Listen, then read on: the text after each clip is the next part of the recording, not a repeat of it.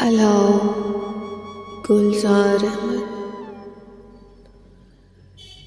रात भर सर्द हवा चलती रही।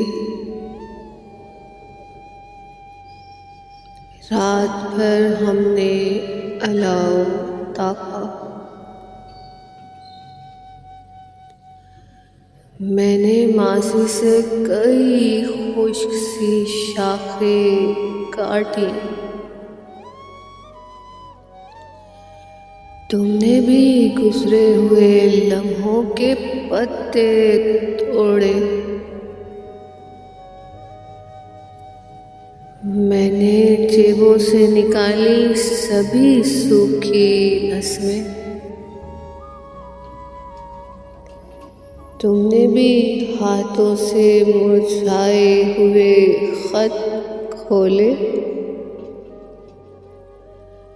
अपनी उन आँखों से मैंने कई मांझे तोड़े